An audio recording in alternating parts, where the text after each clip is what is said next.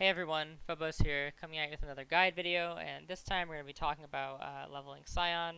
I know in the previous leveling video I mentioned I was going to talk about Scion at the end, but I decided I should just give it its own video instead of making that one even longer. So as you can see, I have the Scion tree pulled up here, and don't regard too much of this because obviously I have Path of the Shadow, so you can't start from Shadow or anything like that. I'm not hacking.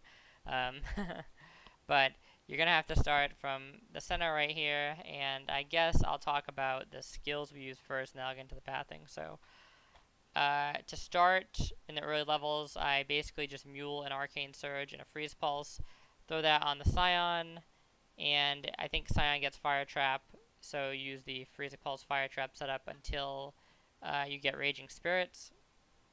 Then I get Raging Spirits, minion damage from the quests, and the melee splash. I think you get melee splash.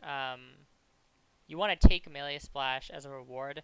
I'm not sure if you get minion damage as a separate reward. If you don't get it as a separate reward, then you just need to farm like a transmute or whatever to buy it, or a wisdom scroll. I forget what it costs.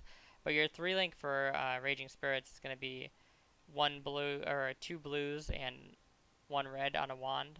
And if you can, you want to get that +1 with to fire skills, because Raging Spirit is considered a fire skill. So that would be your ideal 3-link weapon, and that's your ideal 3-link setup. And you definitely want Raging Spirits and melee splash first, because that's where the clear comes in, and then you just throw the other minion damage on there as well. For single target, you can swap in melee physical if you can get a hold of that. I think Scion probably gets that at some point, so keep an eye out in the vendor from that. But yeah, that's how I basically level up until 28, and then I transition to Flame Blast Totems. Now, you can keep going with Raging Spirits. It's not a bad build at all, but I have really no experience in playing the build past 30, because I mostly play Witches, in which case, or Templars, in which case I just play Flame Blast Totem. So if you want to know more about Raging Spirits, I think I'm going to link Ziz's guide in my description, so you can go show him some love, because he has a very well-made guide on how to start Raging Spirit, or how to level with it, I guess. So, and he talks about some of the gem combinations and stuff. The only other gem combination that's important, I think, or vendor recipe that's important, is you can get like a minion helm by using an animation flask, I believe, with a helm. I think it's like a blue helm, an animation flask, and alteration.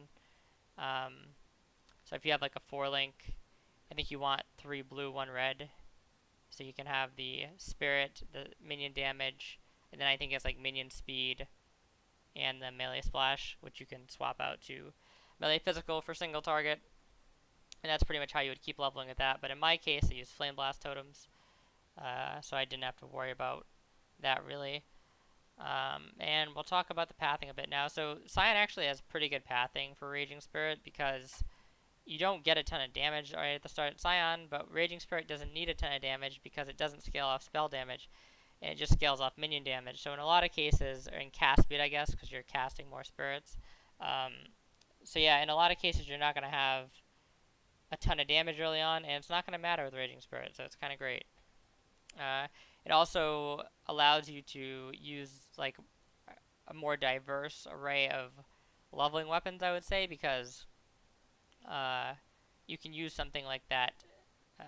I believe it's like a foil. It's like low level foil that gives like 50 to all res or something. That's really good.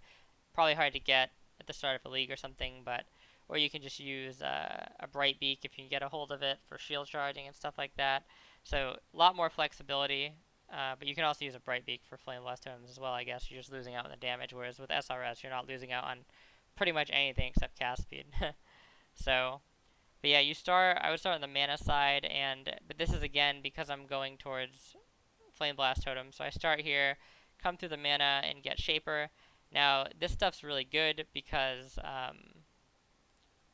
mana, or Summon Raging Spirit is kind of a mana whore. So we want as much mana regen as possible, and the mana is nice. And then basically I would come up here. I didn't get these nodes, but I'm pretty sure they're good to get, because they're the only thing that really increases your damage with minions. And then there's this leech node here that might be good. I'm not really sure if it's good though, or if it's necessary. I didn't take it. It wasn't necessary for me at least, but it could make things a lot easier. I'm not really sure. As far as your main damage is going to be concerned, elemental equilibrium is what you want to pick up because your minions don't count as your hits. So basically, what happens is if you put down like Orb of Storms, it's going to change the resistances of the mob, buffing the lightning res and minusing the fire and the cold res. And since Raging Spirit is half fire, half physical, it's going to increase the damage substantially. And once you get Hatred in Act 3, if you decide to continue with it for that far, then the cold damage is also going to be penned to the mob, so it helps out the Hatred a lot. So yeah, that's the main damage you're going to be getting. And then you basically just come up here, and you can get some health and stuff. And then obviously I went for the totems, so I came up and grabbed the totems and grabbed LE Overload by like level 28. But if you want to keep going, you would just follow this guide. Another thing you can do is come down here. And the cool thing about coming into the life wheel is that you can get life anytime you want it once you're in the wheel pretty much. So if you feel like you're underleveled or your HP is too low for a certain area, you can always go into the wheel and just spec up more life.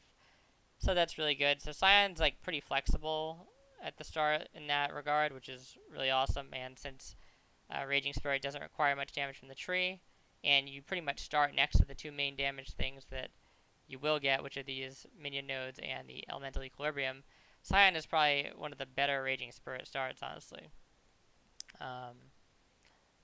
So yeah, pretty much Raging Spirits into Flame Blast, or you can keep playing Raging Spirits.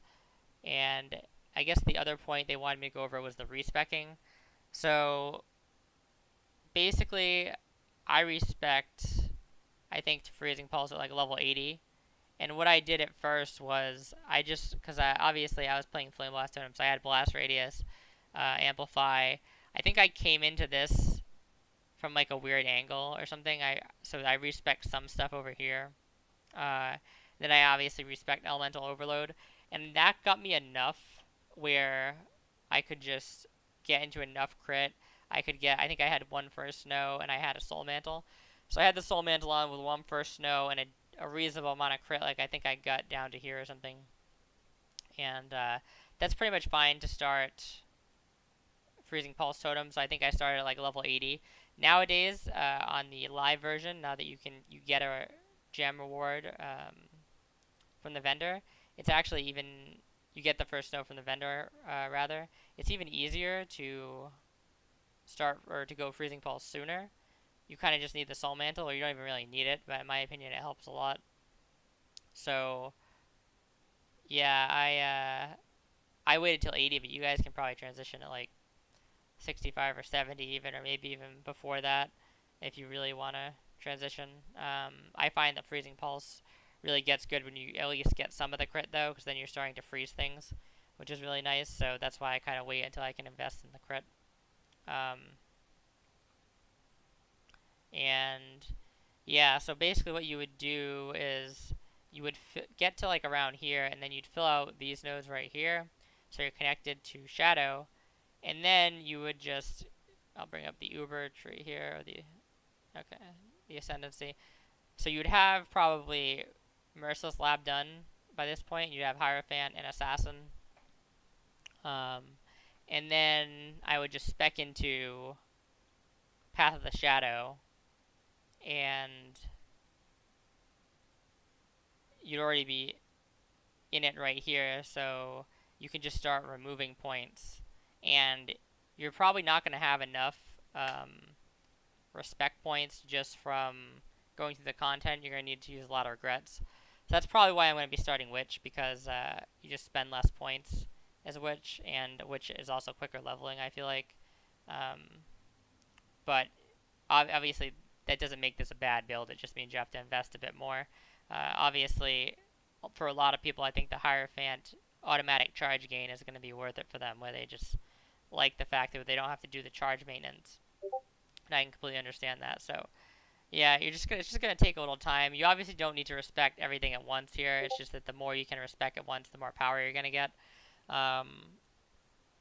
And obviously you can choose to do like Path of the, what is this called? Path of the Templar. and you would just fill this out instead of this.